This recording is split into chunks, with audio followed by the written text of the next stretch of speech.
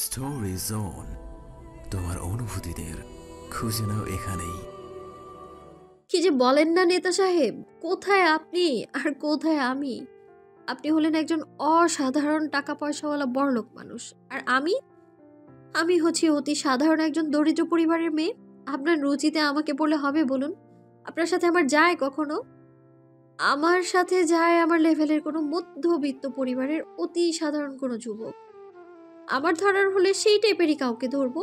তারপরেও আপনার ইন্টারেস্টে আসার মতো স্পর্ধা দেখাবো না আমি। আচ্ছা, সেই যাই হোক, আপনাকে একটু জ্বালাতে চলে আসলাম। যদিও আমার উপস্থিতিতে আপনি বিরক্ত বোধ করছেন, তারপরেও এই মুহূর্তে আপনাকে ছাড়া আমার দ্বিতীয় কোনো অপশন খুঁজে পাচ্ছি না, তাই বাধ্য হয়ে চলে আসলাম। আসলে আপনার কাছে আমার গোপনীয়তার বিষয়টা ইতিমধ্যে প্রকাশ পেয়ে গেছে, যেটা আপনি ছাড়া আমার পরিবারের বড়রা আর কেউ জানে না। সেই জন্যই আপনাকে ছাড়া এই মুহূর্তে আমি দ্বিতীয় কোনো পথ দেখছি না যে আমাকে আমার স্বামীর খোঁজ দিতে পারবে। আপনার তো অনেক ক্ষমতা, অনেক দাপট। আপনি চাইলেই আমার সমস্যার সমাধান করতে পারেন সহজেই। আসলে আমার এত তাড়ার কারণ হলো ওই যে তখন আপনি এই থাই গ্লাসটা দিয়ে রাস্তায় আমার একটা ছেলের সাথে দেখেছিলেন না? ওনার নাম হচ্ছে রাকিব, আমার বয়ফ্রেন্ড। লোকটাকে আমি প্রচন্ড ভালোবাসি, বিয়েও করতে চাই, কিন্তু আমি করতে পারছি না। আসলে আমি আটকে আছি আমার অনাকাঙ্ক্ষিত বিয়েটার জন্যে। স্বামীকে চিনি না, তাই তাকে ডিভোর্সটাও দিতে পারছি না। আর মেয়েদের তালাক না হলে যে দ্বিতীয় বিয়ে করা যায় না, সেটা তো আপনি জানেনই ভাইয়া। তাই প্লিজ, আমার দুপুরের কথাগুলো আপনি প্লিজ কিছু মনে করবেন না। ছোট বোন বা বিয়াইনি হিসেবে মাফ করে দিয়ে আমায় একটু হেল্প করুন না প্লিজ। আমার ওই লোকটাকে, মানে আমার যার সাথে বিয়ে হয়েছে, তাকে খুঁজে পাওয়া খুব দরকার। প্লিজ ভাইয়া, আপনি একটু আমার প্রয়োজনটা বুঝে লোকটাকে খুঁজে দিন না প্লিজ। মায়ার কথাগুলো শেষ করতে করতে টেবিলের উপর থাকা পানির গ্লাসটার হাতে নিয়ে এক চুমুকে সবটা শেষ করে আওয়াজ তুলে টেবিলে রেখে ফের তাকালো হৃদের দিকে। মুহূর্তে চোখাচোখি হলো হৃদের শীতল দৃষ্টি জোড়ার সাথে। এতক্ষণের শক্ত রাগী চোয়ালটা আর নেই হৃদের। কেমন ঠান্ডা আর শীতল দৃষ্টি মেলে তাকিয়ে মায়ার দিকে। মায়া হৃদের হুটহাট মুড পরিবর্তন হওয়ার কারণটা বুঝলো না। লোকটা এই রেগে যায় তো এই শীতল। হৃদ হঠাৎ রেগে গেলে যাও বোঝা যায় এখন তাণ্ডব হবে, কিন্তু একদম শীতল হয়ে গেলে আরও ভয় লাগে। তখন মায়ার মনে হয় ঠান্ডা মাথায় হৃদ খান আরও ভয়ানক। এবার আল্লাহ জানে এই লোক মায়ার সাথে আবার উল্টোপাল্টা কিছু করে না বসে। ভালো ভালো মায়ার ঝামেলাটা মিটে গেলেই কেটে পড়বে সে। এই হৃদ খানকে চিনে বলে জীবনে দাবিও করবে না। মুখোমুখি হওয়া তো দূর, এমনি স্বামীর খোঁজে দিশেহারা হয়ে মায়া কতগুলো মিথ্যা কথা বলল রাকিব ভাইকে জড়িয়ে। এবার যদি হৃদ খান মায়ার মিথ্যা তাড়া দেওয়াটা বুঝে অন্তত ওর নিখোঁজ স্বামীর খোঁজটা এনে দেয়, তাহলে মায়া আর সামনে পড়তে চাইবে না এই হৃদের। প্রতিবারই হৃদ খানের অপমান ভীষণ গায়ে লাগে মায়ার। তাছাড়া মায়া এতদিনে এতটাও বুঝতে পারে না হৃদ খানের মতো লোক কেন শুধু শুধু মায়ার পেছনে পড়ে মায়াকে অকারণে অপমান করে বেড়ায়। কি এমন শত্রুতা হৃদ খানের সাথে মায়ার যার জন্য এমন করে? কই জুই, শ্রেয়া বা অন্য কোনো মেয়েদের সাথে তো মায়া হৃদ খানকে কথা বলতেও দেখে না। এমনকি মায়ার বোন জুই পাশাপাশি হৃদের আত্মীয়ও হয়। কই জুইয়ের সাথে আজ পর্যন্ত হৃদ খানকে দেখলো না মুখ খুলে একটা কথা বলতে। সেখানে শুধু মায়ার সাথে কথাও বলে আবার অপমানিতও করে। আজব। ভাবুক মায়া ধ্যান ভাঙল হৃদের নিটোল খাপছাড়া কথায়। চমকে উঠে তরাক করে তাকালো হৃদের শান্ত মুখটার দিকে। কে জানে মারা পড়বে। বিষয়টি বোধগম্য না হওয়ায় মায়া হৃদকে প্রশ্ন করল তখনই, কে মারা পড়বে? আপনার বয়ফ্রেন্ড। মানে কেন? হৃদ মায়ার উত্তেজনার বাক্যে উত্তর করল না। অযাচিত কথা বলে মাথাটা আর গরম বানাতে চাচ্ছে না হৃদ। তার যা করার সে এমনিই করে নেবে। এই মহিলাকে বলে আর লাভ নেই। বয়ফ্রেন্ড জুটিয়ে রাস্তায় দাঁড়িয়ে প্রেম করাটাও না হয় সে পরে দেখে নেবে। আপাতত এই মহিলাকে একা পেয়ে এই মুহূর্তে হাত ছাড়া করবে না হৃদ। সুযোগের সদয় ব্যবহার সেও করবে। কাল রাত অবধি হৃদের মনে হয়েছিল বউ তার প্রেমে দিশেহারা হয়ে তাকে খুঁজছে, কিন্তু আজ দুপুর থেকে হৃদের মনে হচ্ছে বিষয়টা উল্টো। তার ধারণা হয়তো ভুল ছিল। বউ তাকে ভালোবেসে খুঁজছে না, বরং ডিভোর্সের আশায় তাকে চায়। আবার বলছে বয়ফ্রেন্ডকে বিয়ে করবে। এই বিষয়টা যে হৃদের কোথায় গিয়ে আঘাত করছে সেটা কাকে বোঝাবে হৃদ? হৃদ মায়ার মতিগতি বুঝতে চেয়ে আরো শক্ত হলো না, বরং শান্ত আর গম্ভীর থাকলো। হুট করে বসা চেয়ারে গা এলিয়ে টেবিলের উপরে থাকা ছোট কিউব বলটা হাতে নিয়ে খেলতে খেলতে প্রসঙ্গ পাল্টিয়ে মায়ের উদ্দেশ্যে বলল, আপনার স্বামীর খোঁজ দিলে আমার লাভ কি? আমি কি পাবো? হৃদের নির্দ্বিধায় আবদারের থমথমে খেয়ে গেল মায়া, খানিকটা লজ্জাও পেল। আসলেই তো হৃদ খান কি আর মায়াকে এমনি এমনি ফ্রিতে কাজ করে দেবে? অবশ্যই কাজের বিনিময়ে লাগবে। তাহলে মায়া কেন এতক্ষণ যাবত টাকা পয়সার কথা ভাবেনি? কেন মায়ার মাথায় আসেনি দুনিয়াতে ফ্রিতে কোনো কিছু হয় না টাকা ছাড়া? ভাবলেও বা কি, মায়ার কাছে তো এত টাকা পয়সা নেই। হৃদ যদি মায়াকে সাহায্য করতে চেয়ে মোটা অঙ্কের টাকা চায়, তাহলে মায়া কি করে দেবে? কিভাবে জোগাড় করবে এতগুলো টাকা? আমার কাছে তো এই মুহূর্তে টাকা নেই, তবে আপনি আমায় বলুন কত দিতে হবে আপনাকে, আমি টাকা জোগাড় করে দিব দ্রুত। বাকির কাজ ফাঁকি। বাকি শব্দটাই আমার ডিকশনারিতে নেই। যা দেওয়ার নগদে দিবেন, তারপর কাজ হবে। মায়া বেশ অসহায় বোধ করলো টাকা না থাকায়, সাথে বেশ অপমানিত হলো। কত টাকা চাই হৃদের সেটাও মায়া বুঝতে পারছে না, তবে হৃদের মতিগতি বলছে সে অনেক টাকা চাইবে মায়ার কাছ থেকে। মায়া এত টাকা জোগাড় করবে কোথায় থেকে? কত চাই আপনার? আমার তো অনেক কিছুই চাই। আপনি কত দিতে পারবেন সেটা বলেন। আপনি বলুন। 2 লাখ। মায়া চমকে চোখ বড় বড় করে হৃদের দিকে তাকায়। এত টাকা মায়াকে বিক্রি করলেও পাওয়া যাবে না। সামান্য একটা লোকের তথ্যর জন্য 2 লাখ টাকা চাইছে এই লোক। আল্লাহ, মায়া এতক্ষণ বুঝতে পারছে এসব নেতা ফেতারা শুধু মায়ের মতন অসহায় মানুষের দুর্বলতার সুযোগ নিয়ে টাকা উসুল করে টাকার পাহাড় বানাচ্ছে, আর কিছু না। সামান্য একটা মানুষের তথ্যের জন্য কেউ এত টাকা চায়? এত টাকা তো আমাকে বিক্রি করলেও পাওয়া যাবে না। আমি কিনবো আপনায়, হবেন বিক্রি আমার কাছে। হৃদের আপত্তিকর কথায় মায়া থমথমে খেয়ে বসে। হৃদের তীক্ষ্ণ দৃষ্টি এড়াতে হাঁসফাঁস করে মায়া ফের আপত্তি জানিয়ে মিনমিনিয়ে বলল, আমার কাছে এত টাকা নেই, আপনি কমিয়ে বলুন। কমানো যাবে না, 2 লাখই লাগবে। তবে আপনাকে একটা পরামর্শ দিই, 2টা কিডনি দিয়ে কি করবেন? স্বামীর জন্য একটা কিডনি আমাকে দিয়ে দেন, আমি সেটা বিক্রি করে দিই। আমার 2 লাখ টাকাও আসবে, সাথে আপনি আপনার নিখোঁজ স্বামীর তথ্য পেয়ে যাবেন। কি বিক্রি করবেন স্বামীর জন্য নিজের একটা কিডনি? হৃদের কথায় ভাবুক হলো মায়া। কথাগুলো বেশ যুক্তিসঙ্গত মনে হলো মায়ার কাছে। মায়া আসলেই 2টা কিডনি দিয়ে কি করবে? একটা কিডনি বিক্রি করে দিলেই তো সমস্যা সমাধান হয়ে যায়। তাছাড়া একটা কিডনি দিয়েও তো মানুষ স্বাভাবিকভাবে চলতে পারে, সেক্ষেত্রে মায়াও বাঁচবে। কিন্তু কথা হলো, একটা কিডনি দিয়ে মানুষ বাঁচে কতদিন সেটাও তো মায়া জানে না। মায়ার আগে সেটা জানতে হবে, তারপর বাকি সব কিছু। মায়া বেশ ভাবুক হয়ে প্রশ্ন করলো হৃদকে। আচ্ছা, একটা কিডনি দিয়ে মানুষ বাঁচে কতদিন? মায়াকে নিজের কথার জালে ফাঁসাতে পেয়ে হৃদ বাঁকা হাসলো। তীক্ষ্ণ চোখ ঘুরালো মায়ার ভাবুক চেহারার দিকে। দীর্ঘ সময় নিয়ে হাতের মুঠোয় চেপে রাখা কিউব বলটা এবার টেবিলে রাখলো, আর তাতে ছোট শব্দ হলো। কিউবটা টেবিলের উপর রাউন্ড তুলে হৃদ মায়াকে বলল, এই ধরেন অর্ধাবর্তী বছর বাঁচবেন। যেখানে 60 বছর বাঁচতেন সেখানে 1 কিডনি দিয়ে 30 বছর বাঁচলেন। তবে 30 বছরও কিন্তু কম না, হ্যাঁ অনেক দিন কিন্তু। তাই স্বামীর জন্য একটা কিডনি বিক্রি করাই যায়, কি বলেন? হৃদের কথায় তৎক্ষণাৎ মত বদলায় মায়া। আপত্তি করে বলল, হুম, তাহলে কিডনি দেওয়া যাবে না, কিডনি প্ল্যানিং ক্যান্সেল। অন্য কিছু বলেন থাকলে। কেন, মত বদল করলে নাকি? এখন আর স্বামী লাগবে না? স্বামীকে অবশ্যই চাই, তবে নিজের জীবনের বিনিময়ে না। আমার সংসারে পর নারী চাই না আমি। দেখা গেল তাকে খুঁজতে গিয়ে আমার একটা কিডনি চলে গেল, বাকি 1 কিডনি নিয়ে স্বামীর সাথে 30 বছর সংসার করার পর আমি মারা গেলাম। সে বাকি 30 বছর পার করার জন্য ধেই ধেই করে আরেকটা বিয়ে করে নিবে। আমি যে তার জন্য জীবনটা দিলাম সেটা তো সে দেখবে না। পুরুষ মানুষ সব একই হয়, এদের বুড়ো বয়সেও কুড়ার ডাক দেয়। তার জন্য স্বামীদের বিশ্বাস করতে নেই। মায়া লম্বা চওড়া কথায় হৃদে হতভম্ব হয়ে গেল। সে কখনো ভাবেনি মায়া এতটা গভীরে ভাবে।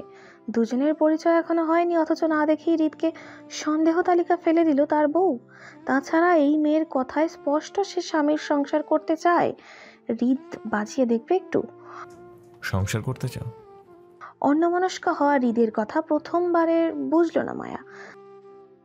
সংসার করতে চান স্বামীর সাথে? মায়া হাঁসফাঁস করে দৃষ্টি করলো হৃদের থেকে।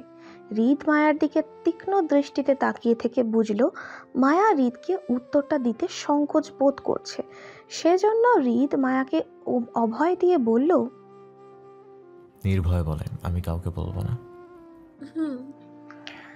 মায়া ছোট সম্মতিতে হৃদের ভিতর কাঁপল। সেই কম্পন শক্তপোক্ত হাতেও দেখা গেল। যার তুপে হাতের মুঠোয় থাকা বলটা বেখেয়ালি ছুটে ফ্লোরে পড়ল শব্দ করে। হঠাৎ শব্দে কেঁপে উঠল মায়া। বলটা ঘোরাতে ঘোরাতে কক্ষে এক পাশে গিয়ে ঠেকল। মায়া সেদিকে এক পলক তাকিয়ে হৃদের দিকে তাকাতে চোখাচোখি হলো হৃদের ঘোলাটে অদ্ভুত দৃষ্টির সাথে। মায়ার শরীরে কাটা দিল হৃদের অদ্ভুত দৃষ্টিতে চোখাচোখি হতে। মায়া দৃষ্টি নত করল। হৃদ সেইভাবে জিজ্ঞাসা করল, আপনি যে বললেন আপনার স্বামী পূর্ব বিবাহিত? উনি মিথ্যে বলেছেন আমায়, ওনার কোনো বউ নেই। কি করে বুঝলেন? আমার বিশ্বাস সে বিবাহিত না। আপনার বিশ্বাস তো মিথ্যাও হতে পারে। হবে না। এতটা কনফিডেন্স? না, আত্মবিশ্বাস। যদি লোকটা খারাপ হয় তো? খারাপ হবে ভেবেই তো গ্রহণ করেছি তাকে। হৃদ আর কিছু বলতে পারল না। তার বুক কাঁপছে, প্রচন্ড কাঁপছে। হয়তো না চাইতেও অনেক কিছু জেনে গেছে তাই। মায়ার উপর অনেকক্ষণ দৃষ্টি মেরে চেয়ে থাকলো একইভাবে। তারপর হুট করে বলল, তাহলে এক কাজ করেন, আপনার জায়গায় আপনার স্বামীর একটা কিডনি দিয়ে ডিল ডান করে, হ্যাঁ কি বলেন? তাকে খুঁজে পেলে তার একটা কিডনি না হয় আমি রেখে দেব, এবং সে 30 বছর পর মারা গেলে তখন না হয় আপনি আমাকে বিয়ে করে নিলেন। কি বলেন? এতক্ষণ যাবৎ হৃদের সহজ ভাষায় মায়াও নরম হয়েছিল, কিন্তু হঠাৎ হৃদকে আগের ভঙ্গিতে ফিরতে দেখে মায়া হতাশ হয়, সেই সাথে বিরক্ত। আশ্চর্য, মায়ার স্বামী মরলে এই লোককে কেন বিয়ে করতে যাবে? এই লোক আসলো কোথায় থেকে আবার? আপনাকে কেন বিয়ে করব? তো কি করবেন? পরকীয়া চালাবেন আমার সাথে? বাজে কথা কেন বলছেন? পরকীয়া কেন করব? আপনার স্বামীর প্রতি দরদ দেখে আমার আপনার প্রতি একটু একটু ইন্টারেস্ট জাগছে। আপনাকে বিয়ে করা তো সম্ভব না, তবে পরকীয়া চালাতে সমস্যা নেই। ঘরে আপনার জামাই থাকবে, সেই ঘরে আমারও বউ থাকবে। রাতে জামাইকে সময় দিবেন আর দিনে আমাকে। পরকীয়া সম্পর্কগুলো তো এমনই হয় নাকি? তারপর আপনার স্বামী যখন মারা যাবে তখন একেবারে না হয় আমাকে বিয়ে করে নিলেন। কি করবেন আমাকে বিয়ে? অসম্ভব। মায়া নাক মুখ ছিটকে বলা কথাটাতে হৃদ হাসলো। মায়াকে উদ্দেশ্য করে ফুরফুরে মেজাজে বলল, কি জানি অসম্ভব কিনা, তবে আমার কেন যেন মনে হচ্ছে আপনার ইজ্জত আমার ইজ্জত, আমার ইজ্জত আপনার ইজ্জত টাইপ সম্পর্ক আছে। তাই আমাকে বেশি ভাই ভাই না ডেকে পরকীয়া স্বামীও রাখতে পারেন, আমি মাইন্ড করব না। হৃদের অসভ্য কথায় মায়া আর বসে থাকতে পারল না। ঠাস করে উঠে কিছু না বলে চলে যেতে নিয়ে পিছনে ডেকে হৃদ ফের বলল, রাগ দেখালে তো হবে না ম্যাডাম, কাল সকালে আপনাকে আবারও হাজিরা দিতে হবে এখানে। যদি স্বামী খোঁজ চান তো তবে একা আসবেন অবশ্যই। সকাল 6:33, সাদা সিধা কলেজ ড্রেসে সকাল সকাল রাস্তার মোড়ে দাঁড়িয়ে মায়া। বসন্তের হালকা উষ্ণ কুয়াশার আবির্ভাব কাটিয়ে পূর্ব আকাশের সূর্যের লাল ছটায় আলোয় আলোকিত পরিবেশ। চট্টগ্রাম মুরাদপুর আবাসিক এলাকা হওয়ায় সকালের পরিবেশটা বেশ শান্ত থাকে এখানকার। কোনোরূপ যান্ত্রিক বা মানুষের কোলাহল তেমন থাকে না সাত সকালে। ব্যস্ততা দেখা যায় একটু বেলা গড়ালে। যান্ত্রিক পথযাত্রীদের সঙ্গে সঙ্গে ছাত্রছাত্রীদের যাতায়াত দেখা যায় 8টার মধ্যে। মায়া বাসা থেকে বের হয়েছিল আরও ভোরে, বলতে গেলে 6টার দিকে। বাসা থেকে এই পুরো রাস্তা হেঁটে আসতে মায়ার 15 মিনিট লাগলো। বাকি 17 মিনিট ধরে সে রাস্তার মোড়ে দাঁড়িয়ে আছে। মায়া হাতের ফাইলটা চেপে আশেপাশে তাকালো স্বচ্ছ চোখে। রাস্তার দুপাশে দোকানপাটগুলো অনেক আগেই খুলে বসে আছে দোকানদাররা। সকালবেলার বেচা কেনা চলছে সেখানে। রাস্তায় যান্ত্রিক গাড়ির চলাচলও ভালোই দেখা যাচ্ছে। এমন মধ্যে মায়া পশ্চিম পাশের রাস্তাটা ধরে ফুটপাতের কিনারায় দাঁড়িয়ে, ঠিক হৃদের বাবার অফিসের বিল্ডিংয়ের নিচে। কাল মায়া এই অফিসটায় হৃদের সঙ্গে দেখা করেছিল, আর আজ সেখানটায় দাঁড়িয়ে আছে মায়া। হ্যালো ডিয়ার লিসেনার্স, আপনারা শুনছেন স্টোরিজ অন প্রেজেন্স ধারাবাহিক পর্ব গল্প। আমাদের সামগ্রিক প্রচেষ্টাকে উৎসাহিত করতে লাইক অ্যান্ড কমেন্ট করতে ভুলবেন না। Thank you. গোটা 17 মিনিট পার হয়ে 18 মিনিটে ঠেকল ওর অপেক্ষার প্রহর। হৃদ কাল মায়াকে সকাল সকাল আসতে বলেছিল, কিন্তু কখন বলেছিল সেই সময়টা দেয়নি। সেজন্য মায়া সারা রাত ছটফট করে রাতের ঘুম হারাম করে। কাক ডাকা ভোরে উঠেই কলেজের জন্য একেবারে রেডি হয়ে চলে এসেছে এখানে। হৃদের সঙ্গে কথাবার্তা শেষ করে আবার সোজা কলেজে চলে যাবে এমনটা মনস্থির করা। আজ মায়ার শেষ পরীক্ষা। প্রযুক্তি পরীক্ষাটা দিলেই এই যাত্রায় শেষ হবে। বিগত 2 দিন ধরে মায়ার পরীক্ষাগুলো খারাপ যাচ্ছে নিখোঁজ স্বামীর চিন্তায়। আজ স্বামীর খোঁজটা নিয়েই পরীক্ষাটা ভালো দেবে মায়া। এত চিন্তার মাঝে মায়া জুঁইকে ঘুমন্ত অবস্থায় রেখেই বেরিয়েছে বাসা থেকে। আরিফও ঘুমাচ্ছিল। দুজনের কাউকে বলে আসেনি মায়া। এখন মায়াকে ওরা সকাল সকাল খুঁজলে কি হবে কি জানি। মায়া খুঁজে না পেলে নিশ্চয়ই টেনশন করবে, কিন্তু মায়া কাউকে বলে আসতে পারেনি। যদি বলে বের হতে চাইতো তাহলে জুঁই 1000টা প্রশ্ন করতো মায়াকে, যার একটা উত্তরও আপাতত মায়ার কাছে নেই। আবার জুঁইয়ের সামনে মিথ্যা বলেও মায়া পার পায় না। জুঁই চট করে ধরে ফেলে মায়ার মিথ্যাটা। সেজন্য মায়া ইচ্ছা করেই জুঁইকে কিছু না জানিয়ে বেরিয়েছে বাসা থেকে। তবে কলেজে গিয়ে না হয় জুঁইকে কিছু একটা বলে বুঝিয়ে বলবে। আপাতত মায়া না হয় চুপিসারে নিজের কাজটা শেষ করুক, তারপর না হয় জুঁই বকা দিলেও শুনে নেবেও, কিন্তু তারপরও কাজটা হোক। তাছাড়া মায়া ওদের বিল্ডিংয়ের পাহারাদার চাচাকে বলে এসেছে সে শ্রেয়াদের বাসায় যাচ্ছে, সেখান থেকে সোজা কলেজে যাবে এমনটা আরিফ বা জুঁইকে বলতে, যদি তারা মায়ার খোঁজে আসে তো। মায়া মনে খানিকটা ভয় কাজ করলো নিজের দুঃসাহসিকতা নিয়ে। আশেপাশে জড়তায় মিয়ে আবারও তাকালো।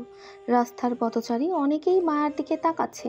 হয়তো মায়া এই অসময়ে কলেজ ড্রেসে রাস্তায় দাঁড়িয়ে থাকার জন্য পথযাত্রীদের দৃষ্টির ভিড় এসে মায়া হাঁসফাঁস করলো। চোখ ঘুরিয়ে আশেপাশে পরিচিত কাউকে দেখতে পায় কিনা তাই খুঁজলো। যার কাছ থেকে হৃদ বা অফিসের খোঁজ করবে এমন কাউকে খুঁজলো। মায়ার মনে হলো সে বোকামি করে ফেলেছে ভিতরকার অস্থিরতা চেপে রাখতে না পেরে এত সকাল সকাল চলে আসাতে। মায়া ভাবলো সে কি করবে, চলে যাবে নাকি আরও কতক্ষণ দাঁড়িয়ে থাকবে। চলে গেলে তো আর বের হতে পারবে না, একেবারে কলেজের টাইম ছাড়া। তখন আর হৃদ খানের সঙ্গে মায়ার আলাদা দেখা হবে না, আর না ওর নিখোঁজ স্বামীর তথ্য নিতে পারবে। মায়া ভাবলো আপাতত যাই হোক না কেন সে দাঁড়িয়েই থাকবে, যাবে না কোথাও। এবার মায়াকে যত বাজে দেখায় তো দেখাক, অন্তত আসিফের সঙ্গে দেখা না করে যাবে না ও। মায়ের অযাচিত সময় আরও 5 মিনিট কাটলো দাঁড়িয়ে থেকে। তারপর হুট করেই একই বিল্ডিং থেকে তাড়াহুড়ো করে নামলো আসিফ। ফর্মাল গেট আপ এসে কানে ফোন চেপে হয়তো জরুরি আলাপ সারছে সে। তবে সিঁড়ির গোড়ায় আসতেই পাহারাদার একজন লোক বিল্ডিংয়ের গেট টেনে ধরতেই আসিফকে বের হতে দেখলো মায়া। মূলত গেটের শব্দে পেছনে ঘুরেছিল মায়া, যার জন্য আসিফের দৃষ্টি পড়ল এদিকটায়। সকাল সকাল মায়াকে বিল্ডিংয়ের নিচে দাঁড়িয়ে থাকতে দেখে আসিফ দ্রুত কল কেটে এগোলো সেদিকে। কয়েক কদমের দূরত্ব বুঝিয়ে মায়াকে ডেকে বলল, আরে ভাবি, আপনি এখানে কি করছেন, তাও আবার এত সকালে? আসিফকে দেখে মায়া চোখ মুখ উজ্জ্বল হলো খুশিতে, কিন্তু আসিফের মুখে ভাবি রাগ শুনল এমনটা মনে হলো মায়ার। প্রথমে অন্যমনস্ক হয় মায়া ভাবি শব্দটা তেমন লক্ষ্য হয়নি, আবারও হয়তো করেছে, কিন্তু আসিফের মতন একজন লোক মায়াকে হুটহাট অবুঝের মতো ভাবি রাখবে এমনটা শোভা পায় না তাকে। আসিফ লোকটা ভালো, তাই মায়ার মনে হলো সে অযাচিত ভুল ডাক শুনেছে হয়তো। কিন্তু তারপরও মায়ার নিজের মনের সংশয় কাটাতে আসিফের করা প্রশ্নের উত্তরে সুন্দর হেসে শুধালো, আপনাদের কাছেই এসেছিলাম ভাইয়া। কাল হৃদ ভাইয়া বলেছিল ওনার সাথে সকালে দেখা করতে, সেই জন্যই আসলাম। আপনি তাড়াহুড়ো করে কোথায় যাচ্ছেন ভাইয়া, কোনো কাজে? ততক্ষণে আসিফ মায়ার সম্মুখে এসে দাঁড়ালো। ব্যস্ত গলায় বলল, জি আপু, আমি আপনাদের কাজেই বাইরে যাচ্ছিলাম। ভালোই হলো আপনি চলে এসেছেন। ঈদ ভাইয়াকে আপনি 3 তলায় পাবেন। আপনি সিঁড়ি ধরে সোজা 3 তলায় চলে যান। এই বিল্ডিংটা ভাইয়াদের, আপনি বরং উপরে যান। ব্যস্ত ভঙ্গিতে পিছনে ঘুরে আসিফ ততক্ষণে গেটের পাহারাদারকে ডেকে উঁচু গলায় মায়াকে সিঁড়ির পথে এগিয়ে দেওয়ার জন্য আদেশ করলো। মায়ের দিকে ঘুরে মুখোমুখি হয়ে আসিফ বলল, আপনি যান আপু, দারোয়ান চাচা এগিয়ে দেবে। মায়া একটু আমতা আমতা করে নিজের মনের অযাচিত প্রশ্নটা করেই ফেললো আসিফকে। আসলে ভাইয়া, আপনি কি আমায় একটু আগে ভাবি ডেকেছেন?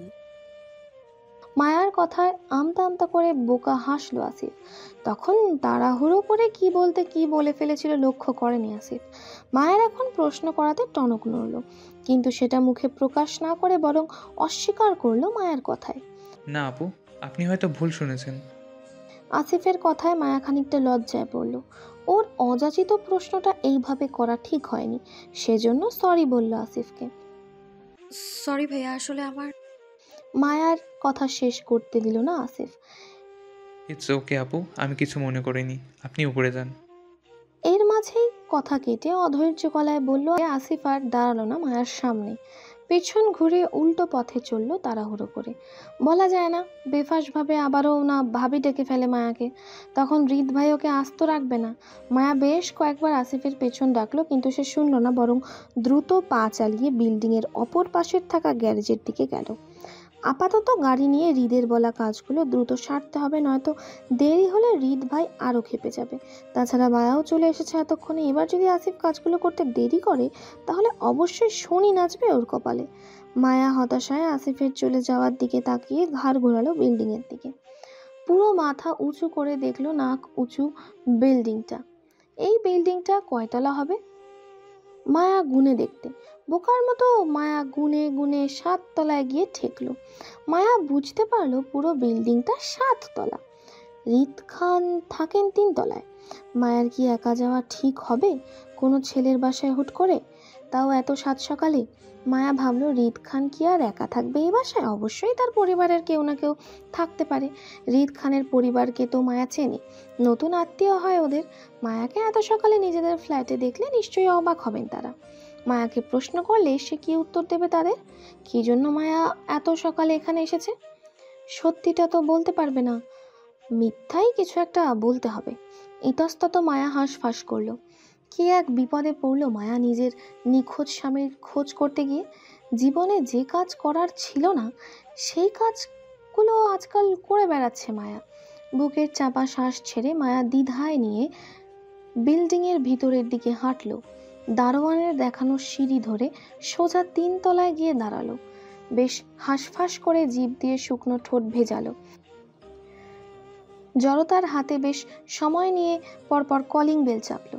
1 বার 2 বার 3 বার পরপর বেশ কয়েকবার কলিং বেল চাপলো একটু রয়ে শোয়ে, কিন্তু তারপরও কাউকে দরজা খুলতে না দেখে মায়া এবার দ্বিমনা করলো এতবার কলিং বেল চাপতে। মায়ার মনে হলো সকালবেলা হয়, বাসার সবাই হয়তো এখনো ঘুমে, আর মায়া এই মুহূর্তে তাদের ঘুমের ডিস্টার্ব করছে এতবার কলিং বেল বাজিয়ে। মায়া মনস্থির করে আর কলিং বেল বাজাবে না, সেজন্য সুইচ বোর্ড হতে নিজের হাতটা গুটিয়ে নিতেই খট করে দরজা খুলল কেউ। তবে ওর সামনের দরজা নয়, বরং পিছনের ফ্ল্যাটের দরজা খুলে রাশ ভারী গলায় বলল, এদিকে আসো। মায়া চমকে পিছনে তাকালো, দেখলো হৃদ দরজা ধরে ঘুমন্ত চেহারায় এলোমেলো চুলে দাঁড়িয়ে।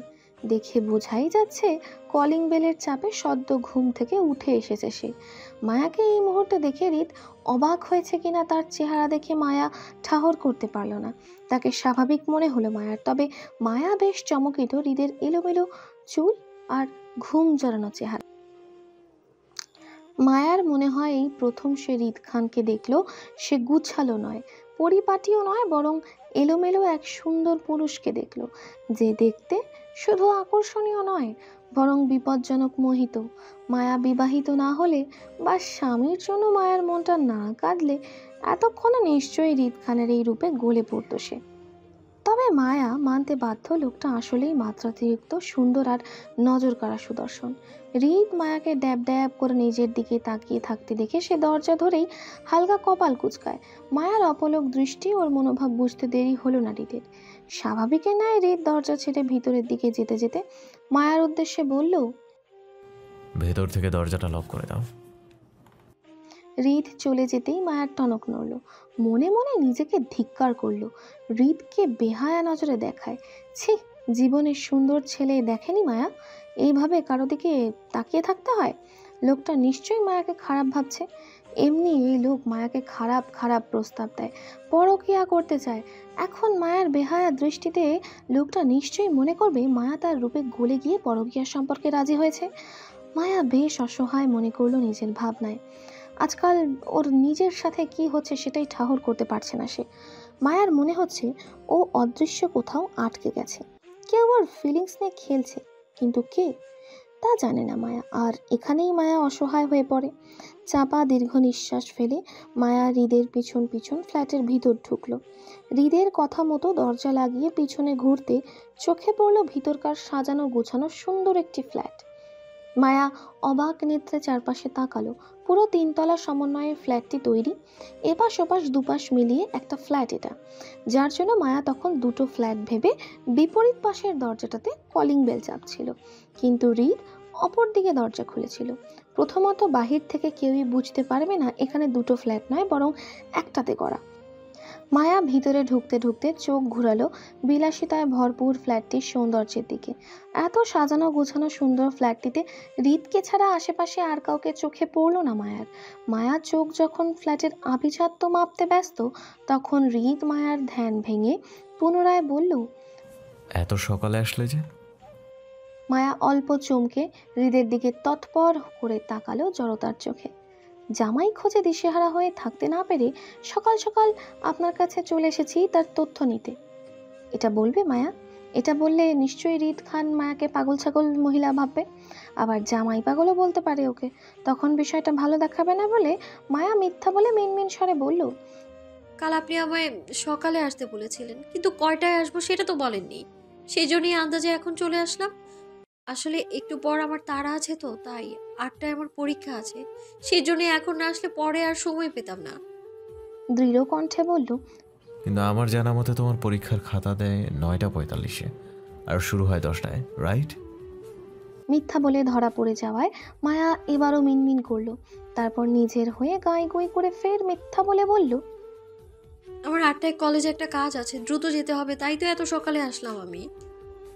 হৃদ নিজের এলোমেলো চুলে দুহাতে ব্রাশ করে পিছনে ঠেলে দিতে দিতে চোখ উঁচিয়ে তাকালো দেয়াল ঘড়ির দিকে। 6টা 42 বাজে। হৃদের দৃষ্টি অনুসরণ করে মায়াও সেদিকে তাকালো। হৃদ জানে মায়া মিথ্যা বলছে, স্বামীর খোঁজে যে সকাল সকাল তার কাছে চলে এসেছে সেটাও বুঝলো, তবে সে ধরা দিল না। এই মুহূর্তে ধরা দিলেই সমস্যা। এই মহিলা তখন হৃদের সুন্দর একটা মুহূর্তে দারুণ একটা প্ল্যানিংটা নষ্ট করে দেবে। হৃদ ঘড়ির থেকে দৃষ্টি সরিয়ে ফের মায়ার দিকে তাকাতেই চোখাচোখি হলো দুজনের। মায়াও তখন সবে দেয়াল থেকে দৃষ্টি সরিয়ে হৃদের দিকে তাকিয়েছিল। দুজনের দৃষ্টি মিলাতে মায়া ইতস্ততায় নত মস্তিষ্কের হলো, জড়তার গলায় বলল, বাসায় আর কেউ নেই? আপাতত নেই। মায়া চমকে হৃদের দিকে তাকালো। সে কি, মায়া কি ভুল করে একা একটি ছেলের ফ্ল্যাটে ঢুকে পড়েছে? এখন কেউ ওদেরকে একত্র দেখে নিলে কি হবে? নিশ্চয়ই মায়ের নামে বদনাম উঠবে 2 ছেলে মেয়ে একা এক বাসায় থাকায়। তাছাড়া হৃদ খান কেমন না কেমন চরিত্রের, মায়াও ঠিকঠাক জানে না। যদি কোনো মেয়ে ঘটিত বিষয় আজ পর্যন্ত মায়ার জানাশোনা বা চোখের মধ্যে পড়েনি কিছু, তারপর মায়া হৃদ খানকে ভালো বলতে পারছে না। তার কারণ অন্য সব মেয়েদের সাথে হৃদ খান কেমন তা জানা নেই, তবে মায়ার সাথে এই লোক ভীষণ খারাপ। মায়াকে উল্টাপাল্টা কথা বলে, পরকীয়া প্রস্তাব দেয়, হুটহাট কাছে চলে আসে, আবার বাজে ইঙ্গিতও দেয়, আবার গা ঘেঁষে বসেও পড়ে। এমন লোকের চরিত্র কি ভালো হবে? মায়ার জন্য রিস্ক না। মায়া ভাবল দ্রুত সে হৃদ থেকে তথ্যগুলো নিয়ে চলে যাবে। সেজন্য সোজা কথায় বলল, লোকটার খোঁজ পেয়েছেন? ব্ল্যাক কফি, চিনি ছাড়া। কিচেন ওইদিকে। মায়ার কথার বিপরীতে হৃদ কথাটা বলেই আঙুল তুলে ফ্ল্যাটের কিচেনটা দেখালো। মায়া থেকে অনুমতি নয়, বরং আদেশ করলো তাকে কফি করে দেওয়ার। হৃদের কথার মাঝে মায়া তীব্র অধিকার বোধ মনে করলো, কিন্তু কিসের এত অধিকার হৃদের? সম্পর্কে বেআইন হয় বলে হয়তো। তাছাড়া নতুন মেহমান বাসায় আসলে তাকে দিয়ে কেউ কাজ করায়? উল্টো হৃদ খানের উচিত মেহমান হিসেবে মায়াকে চা নাস্তা করে খাওয়ানো। সেই জায়গায় মায়া এই লোকের জন্য কফি করবে? মায়া অবাক হওয়ার সুরে জানতে চাইল, আমি? প্রায় 6:45। এত সকালে নিশ্চয়ই খেয়ে আসুনি। আপাতত দুজনের জন্য নাস্তা বানাও, আমি ফ্রেশ হয়ে আসছি। মায়া অবাক হওয়ার সুরে জানতে চাইল। অবাকে মায়ার চোয়াল ঝুলে পড়ল। একটার পর একটা অর্ডার। সে কি এই লোকের কাজের মহিলা হয় নাকি তার বউ যে এত অধিকার দেখিয়ে অর্ডার করলো? মায়া হতবুদ্ধি হয়ে আওড়ালো, অ্যাঁ তৈলাক্ত খাবার আমার পছন্দ না, সাদামাটা কিছু বানাবে। নিজের কথা শেষ করেই হৃদ ড্রয়িং রুম পার হয়ে নিজের রুমের দিকে চলে গেল। হৃদকে চলে যেতে দেখে মায়া তাড়াহুড়ো করে পেছন ডাকলো হৃদকে। হ্যালো ডিয়ার লিসেনার্স, আপনারা শুনছেন স্টোরিজ অন প্রেজেন্স ধারাবাহিক পর্ব গল্প। আমাদের সামগ্রিক প্রচেষ্টাকে উৎসাহিত করতে লাইক অ্যান্ড কমেন্ট করতে ভুলবেন না। Thank you.